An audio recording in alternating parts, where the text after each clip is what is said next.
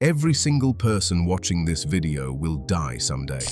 That sounds harsh, but stay with me because where this goes will genuinely surprise you. You've probably heard the story of Adam and Eve 100 times. The garden, the serpent, the fruit, the fall. It's one of the most famous stories in human history. Over 2 billion Christians, nearly 2 billion Muslims, and millions of Jewish people across the globe have grown up hearing some version of it. Sunday school teachers have taught it with flannel boards and felt cutouts. Hollywood has dramatized it with special effects and celebrity voices. Artists from Michelangelo to modern graphic novels have tried to capture the moment Eve's hand reached for that fruit on the forbidden tree. But there's a question hiding inside that story that almost nobody ever asks. And once you hear it, you'll never read Genesis the same way again. Who died first? Adam or Eve? Go ahead and think about it for a second. Picture the answer in your mind. Most people have an instinct, a gut reaction. They assume Adam, because Genesis records his death, or they assume they died around the same time because the story seems to treat them as a unit. Or they've just never thought about it at all because Sunday school never brought it up. What nobody knew until they looked at the original Hebrew text is that the answer isn't just surprising, it's a theological earthquake. And the real shock isn't who died first. The real shock is what the Bible refuses to say.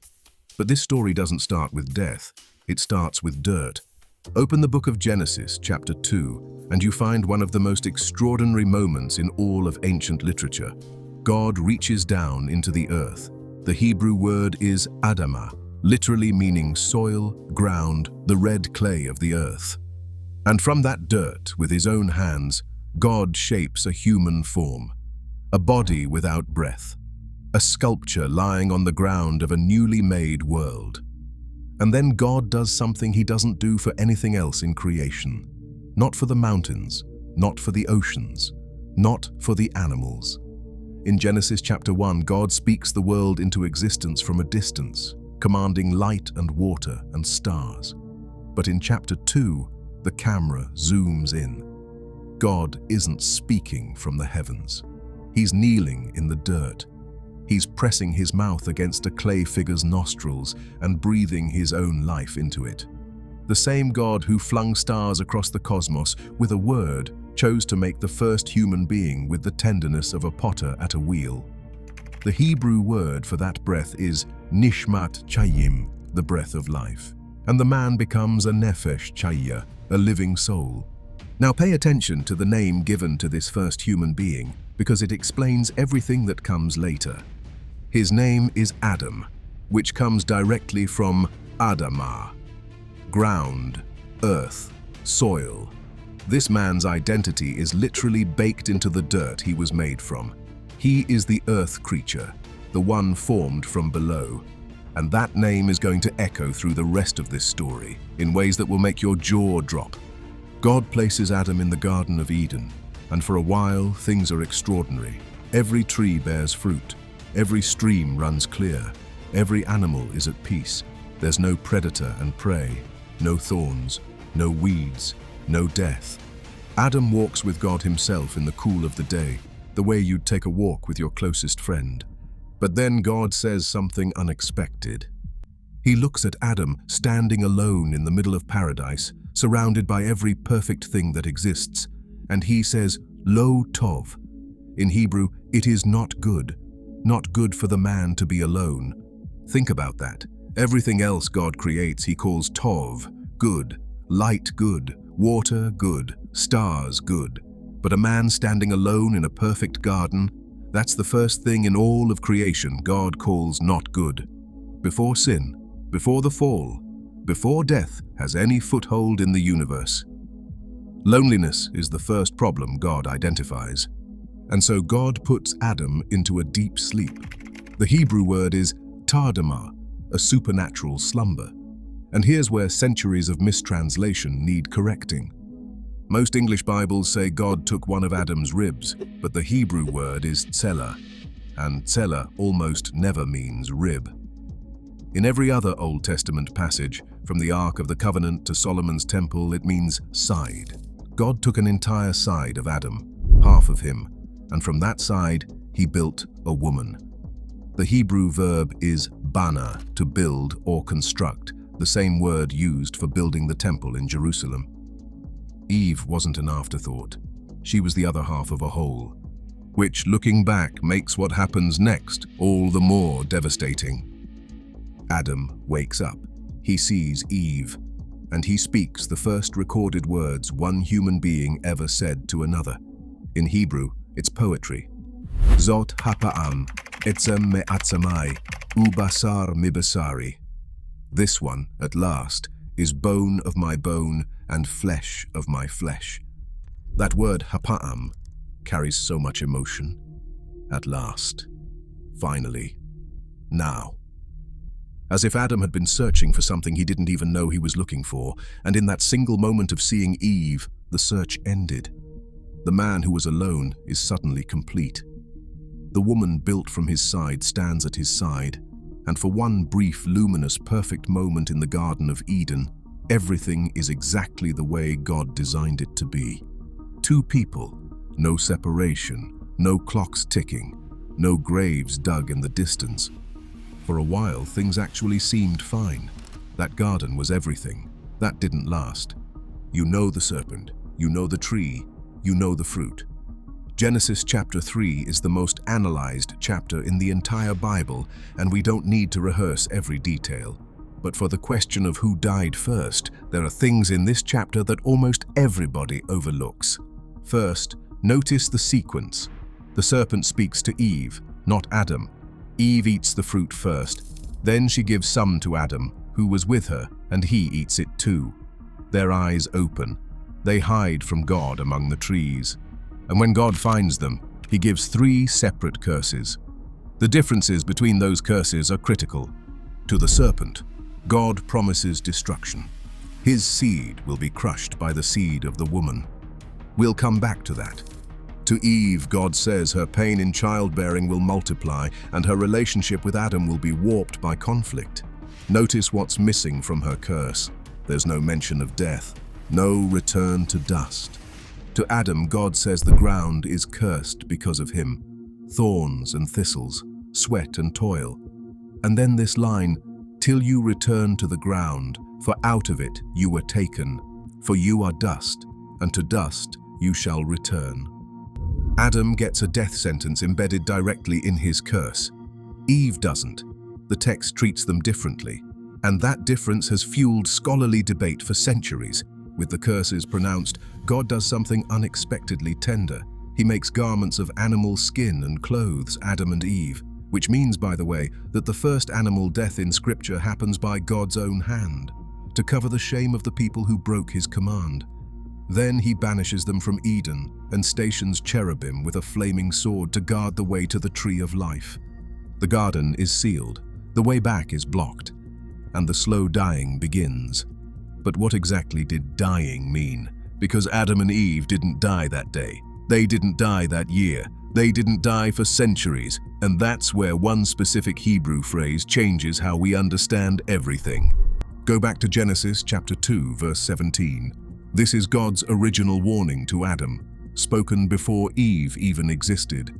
In most English translations, it reads something like, "For in the day that you eat of it, you shall surely die."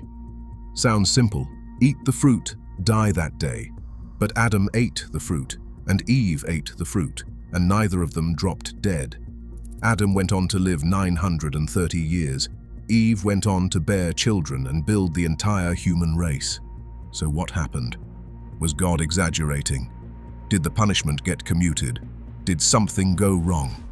This is where the original Hebrew text, preserved on ancient scrolls and parchment for thousands of years, absolutely changes everything. The phrase is mot tamut, 2 forms of the same root word, muth, meaning death. The first word, mot, is an infinitive absolute. In Hebrew grammar, an infinitive absolute placed before a verb intensifies it. It doesn't just emphasize certainty, it emphasizes the ongoing nature of the action. So a more literal translation of mot tamut isn't "you will surely die." It's "dying, you shall die," or even "to die, you will die." The doubled construction describes a process that begins and doesn't stop. A door that opens and never closes. An unwinding that starts the moment the fruit touches their lips and continues, generation after generation, until the very last human being takes their final breath. I mean, think about that for a second. Picture Adam and Eve standing outside the sealed gates of Eden, the cherubim and flaming sword burning behind them. God wasn't threatening instant execution. He was describing the invention of mortality. Before that fruit, Adam's body didn't age, his cells didn't degrade. There was no entropy working against him. But from the moment of the fall, death entered the human body like a slow virus. Not a lightning bolt from the sky, but a long, creeping decline. The first wrinkle, the first grey hair, the first morning where standing up took effort. And at the end, after 930 years of slowly losing what God had breathed into those nostrils in the garden, the final exhale. That's what Mot Tamut means, and it applies to every human being who has ever lived, including you and me. But here's where the story takes a turn nobody expected. Because before Adam and Eve experienced the end of that dying process for themselves, they were forced to witness something that might have been even worse than their own deaths. Genesis chapter 4. Adam and Eve have two sons. Cain, the firstborn, becomes a farmer. Abel, the younger, becomes a shepherd. Both bring offerings to God. Abel brings the firstborn of his flock, the best he has. Cain brings some of the fruit of the ground, and the text implies it wasn't his best. God accepts Abel's offering and rejects Cain's. We could spend an entire video on why, but the result is what matters for this story. Cain's jealousy ignites into rage, and one day, out in a field, away from their parents' eyes, Cain murders his brother Abel, the first death in human history. And it wasn't Adam, it wasn't Eve, it was their son. Let that weight settle for a moment. Really sit with it. Adam and Eve were told they would die, but nobody warned them they'd have to stand over the body of their own child first. Nobody told them that the curse of mortality wouldn't just take them slowly. It would rip their family apart first, violently, through a brother's hand. The text barely describes their grief. Genesis moves on with almost unsettling speed, shifting to Cain's punishment, his exile, his descendants. We don't get Eve's screams. We don't get Adam collapsing in the field where his son's blood soaked into the Adamah, the very ground that shared his name. The silence of the text in this moment is almost unbearable. But the ancient rabbinical tradition didn't let that silence stand. Multiple midrash sources describe Eve's grief over Abel as catastrophic. Some traditions say she refused to eat. Others say she wept for years, long beyond what Adam could endure watching. Some commentators believed this was the event that truly broke the first family, not the fruit. Not the exile from Eden, the murder of Abel. And here's the detail that everyone missed at the time. Some of these same traditions suggest that Eve's grief was so consuming that she died from it, that the mother of all living was killed by the death of her own child, which would mean, if this tradition is right, that Eve died first, possibly centuries before Adam. But we'll get to that. First, we need to look at what the Bible actually records about Adam's death. Genesis chapter 5 is one of the strangest chapters in the Bible. It's a genealogy, but it's not just a list of names, it's a drumbeat, a rhythm, a countdown. It starts with a reminder that God made humanity in his own likeness. Then it begins the formula. Adam lived 130 years and fathered a son in his own likeness, after his image, and named him Seth. After the birth of Seth, Adam lived 800 years and had other sons and daughters. And all the days that Adam lived were 930 years, and he died. 17 words in Hebrew, that's what 930 years of life gets reduced to. Born from dust, breathed to life by the creator of the universe, walked in paradise, lost everything, watched one son murder another, lived nearly a millennium, and he died. But stop and think about what those 930 years actually contained. Adam watched civilizations begin. He saw descendants learn music and metalworking. Genesis 4 tells us that Jubal was the father of all who play the lyre and pipe. Tubal-Cain was the forger of instruments of bronze and iron. Culture, art, and technology were emerging, and Adam was still alive to see all of it. He was also alive to see the consequences multiply. He buried children and grandchildren. He watched Mot Tamut play out, not just in his own body, but in the bodies of everyone he loved. 930 years of watching the world the fall unleashed take shape, and at the end, the same ground God used to form his body opened up to receive it back, dust to dust, Adama to Adama. Then the text moves to Seth, and it uses the same formula. Born, lived, fathered children, died. Then Enosh, same formula, died. Kenan died, Mahalalel died, Jared died. The drumbeat goes on and on, each name a tiny eulogy, each ending the same way, except for one extraordinary exception, Enoch. Enoch walked with God, and he was not, for God took him. No death.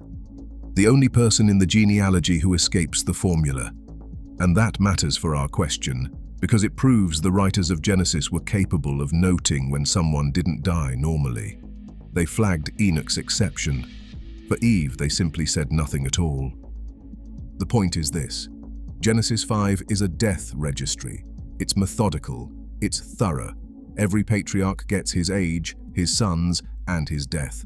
The system is clear and consistent. So where is Eve? Go ahead, search for her. Read chapter 3, read chapter 4, read chapter 5. Read every chapter that follows, all the way through Revelation. Search the entire Bible cover to cover. Eve's death is never recorded, not once, not anywhere. No age, no burial, no final words, no verse that says, "And Eve lived this many years and she died." The woman who stood beside Adam in Eden, who ate the fruit, who bore Cain and Abel and Seth, who is called the mother of all living, simply vanishes from the biblical text. Her last mention by name is in Genesis chapter 4, verse 25. She gives birth to Seth and says, "God has appointed for me another offspring instead of Abel, for Cain killed him." After that single sentence, the Bible never speaks of Eve again. Listen to the pain in those words. Instead of Abel, Eve names her third son as a replacement for a murdered child. She's not celebrating a new baby. She's trying to fill a hole that can never be filled.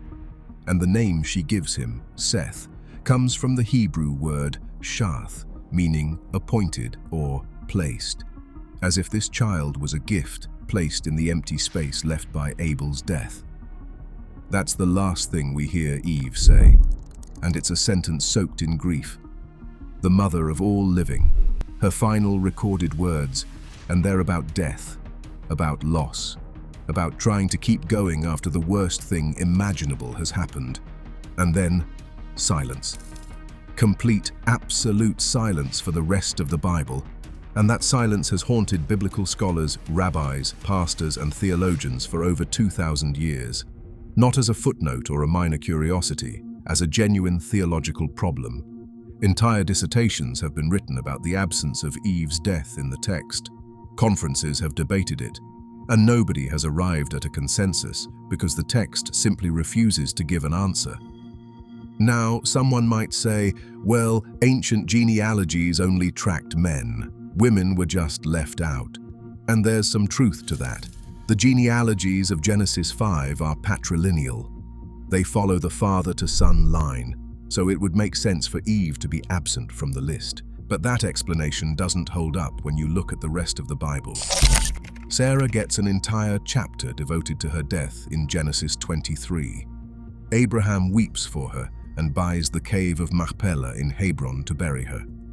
Rachel's death in childbirth is recorded in Genesis 35 on the road to Bethlehem. Even Deborah, Rebekah's nurse, gets a burial mention under an oak tree called Allon Bacuth, the Oak of Weeping. But Eve, the first woman, the mother of every human being who has ever lived, nothing. You'd think someone would have said something. Nobody did. This is where we step outside the canonical Bible and look at texts that try to answer this exact question. Around the 1st century, a collection of writings circulated in Jewish and early Christian communities. Scholars call them the life of Adam and Eve. In Greek, the text is known as the Apocalypse of Moses. These aren't part of any biblical canon, Protestant, Catholic, or Orthodox. They didn't make the cut, but they were widely copied, widely read, and widely respected by ancient believers who, just like us, wanted to know what happened to Adam and Eve after Eden. And these texts don't just mention Eve's death, they describe it in stunning, heartbreaking detail. According to the life of Adam and Eve, when Adam reached 930 years, he fell gravely ill.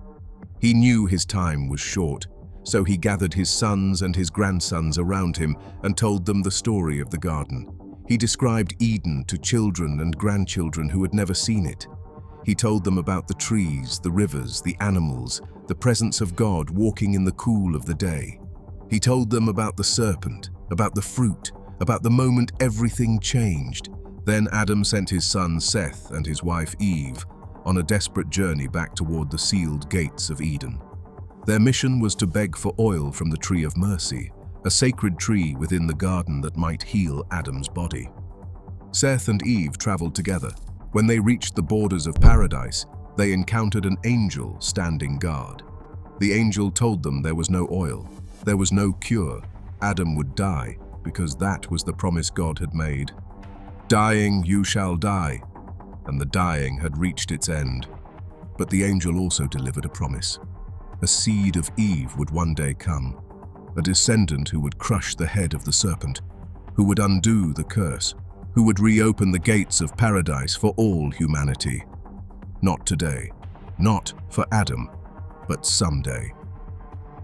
Seth and Eve returned home with the news, and according to the text, Adam heard the promise, turned his face toward the wall of his dwelling, and died.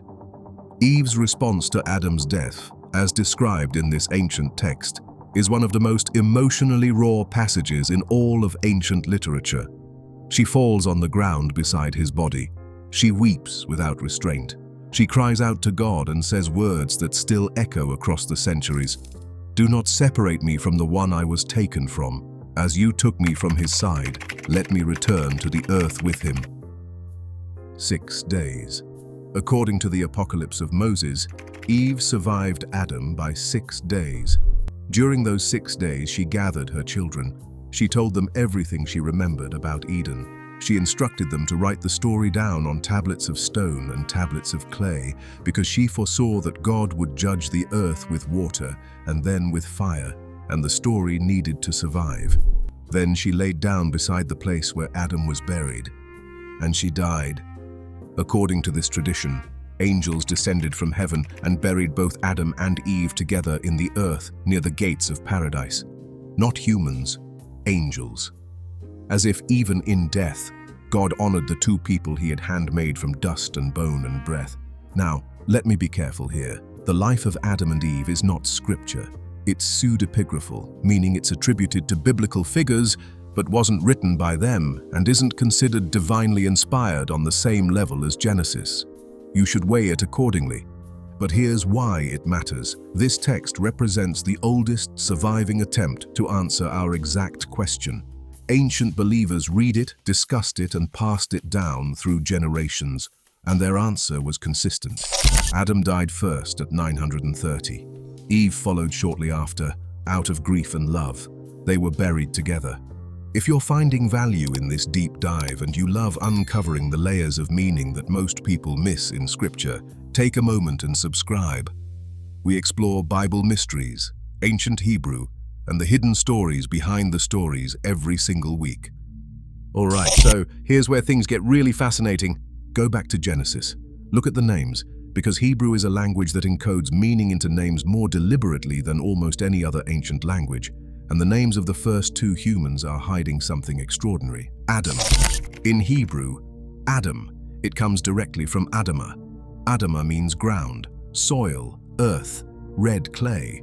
The man's identity is literally embedded in the dirt he was made from. He is the earth creature, the one formed from below, the one whose substance is mud and mineral. And what does God say to Adam after the fall? Genesis chapter 3, verse 19. By the sweat of your face you shall eat bread, till you return to the ground, for out of it you were taken, for you are dust, and to dust you shall return. The man named ground returns to the ground. His name predicts his ending. There's a devastating poetic completeness to it. Now look at Eve. In Hebrew, her name is Chava. And Genesis chapter 3 verse 20 tells us exactly why Adam gave her that name. Adam called his wife's name Chava because she was the mother of all living. Chava comes from the Hebrew root chai or chaya, meaning life, living, to live.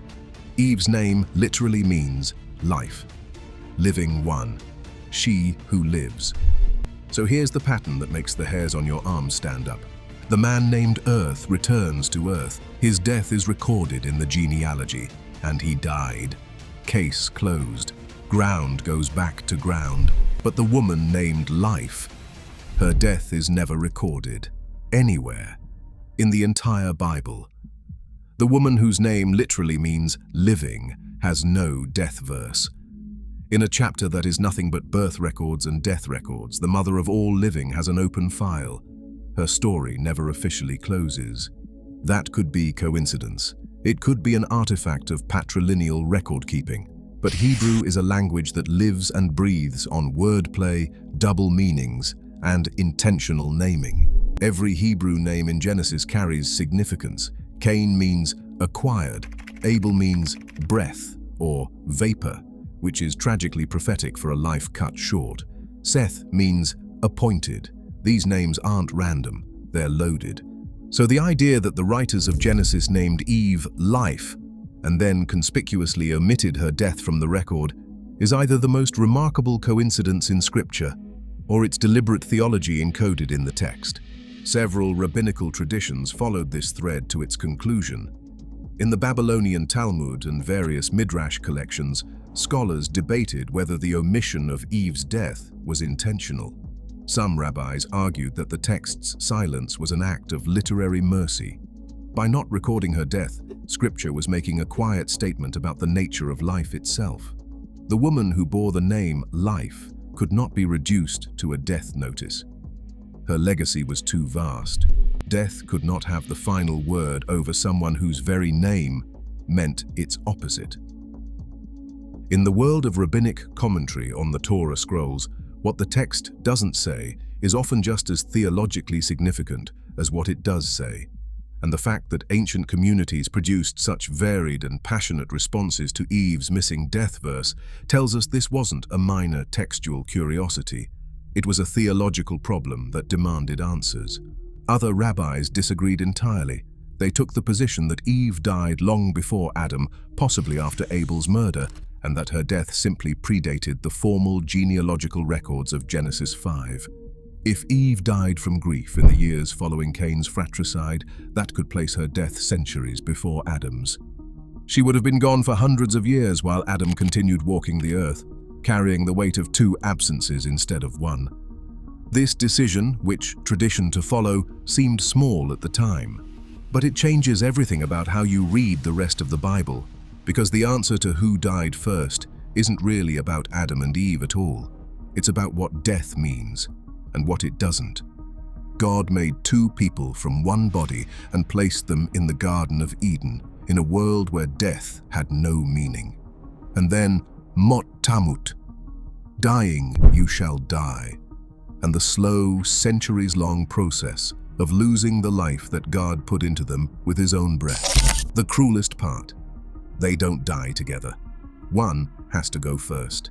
One has to stand over the other's body and remember the garden, the rivers, the walks with God, the day they first saw each other's face and said, "At last, bone of my bone." If the apocryphal tradition is right, Adam went first, and Eve spent her final 6 days on earth as the loneliest person in the history of the world. The man she was literally built from was gone. The garden was sealed. Abel was dead. Cain was exiled. And she was left carrying the unbearable knowledge that all of it, every death, every exile, every tear, started with a single act in a garden.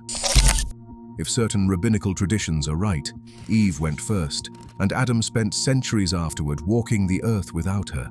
The man who once said, "Bone of my bone and flesh of my flesh," had to live with half of himself missing for hundreds of years. Watching new generations be born, watching them grow old, watching them die, all while carrying the memory of a woman who was there at the beginning of everything. Either way, whether you picture Eve weeping over Adam's body in a simple dwelling or Adam walking alone through generations of descendants, the story is devastating. And either way, the ancient scribes who compiled the Torah made a choice. They recorded Adam's death in the genealogy scrolls of Genesis 5, and they left Eve's death completely unwritten. Here's something most people miss entirely. The Bible is not a book that shies away from death. Genesis 5 is essentially a death roll call. And he lived, and he died. And he lived, and he died. Name after name, patriarch after patriarch. It's relentless. It's almost mechanical. Mot tamut, playing out in real time, generation after generation. The wages of sin demonstrating themselves with the patience of centuries. But right in the middle of all that death, there's a gap. A space where a death should be recorded and simply isn't. Eve, the mother of all living, doesn't get a death verse. And in a chapter that is literally nothing but birth and death records, that absence is louder than anything the text could have said. Maybe the ancient scribes sitting in candlelit rooms with their quills and ink knew exactly what they were doing. Maybe the silence isn't a mistake or an oversight. Maybe it's the Torah whispering something about hope in the margins of a death registry. Because there's one more thing we haven't talked about yet, and it might be the most important detail in this entire story. Genesis chapter 3 verse 15, right in the middle of the curse, right in the moment when God is pronouncing judgment on the serpent, on Eve, on Adam, on the ground itself.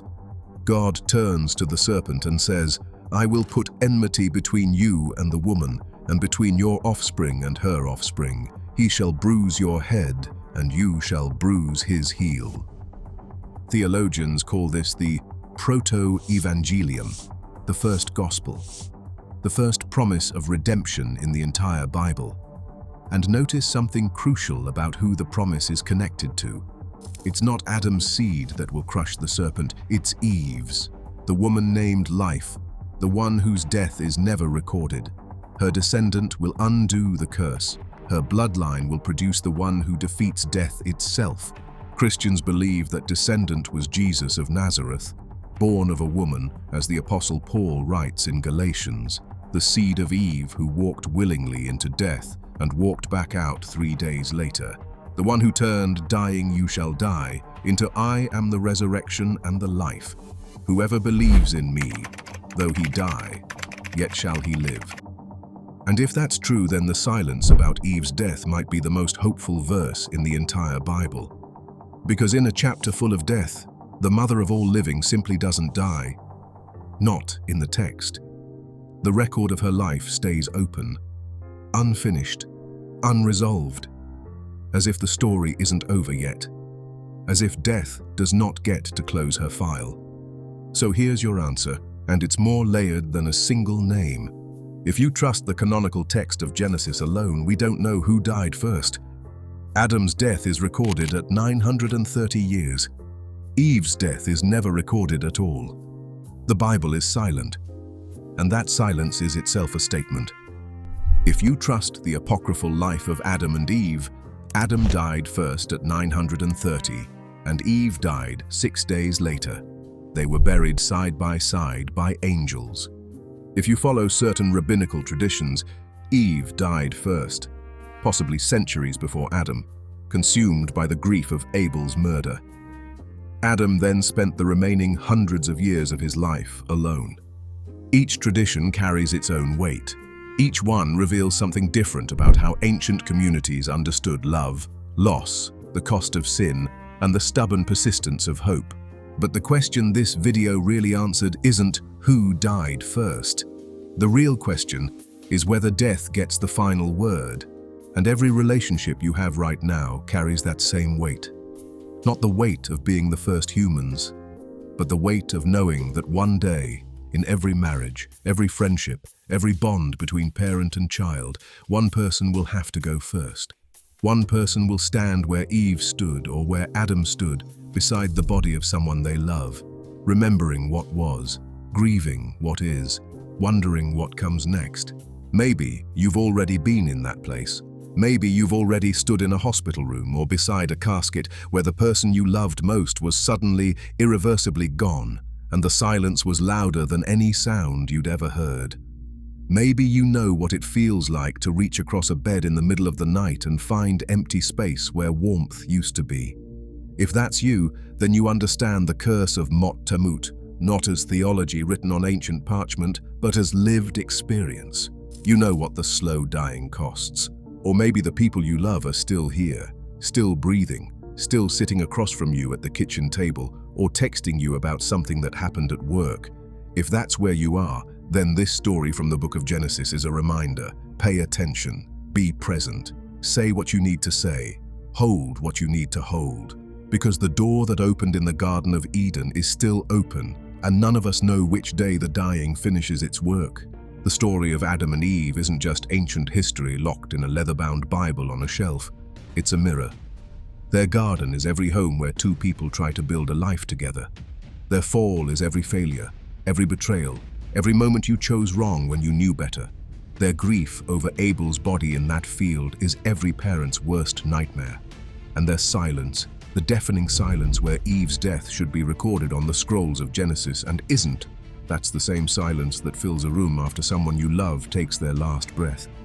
But here's where the story refuses to let despair win. The Bible doesn't flinch from the reality of death. It catalogues it meticulously in Genesis 5. It describes it in agonizing detail throughout the prophets. It doesn't sugarcoat it or pretend it doesn't exist, but it also never lets death have the final word. The same chapter that introduces the curse in the garden introduces the promise. Genesis 3, verse 15. The seed of the woman will crush the serpent's head. The same God who breathed life into Adam's nostrils and then watched him slowly lose it over 930 years also built a plan to get that breath back.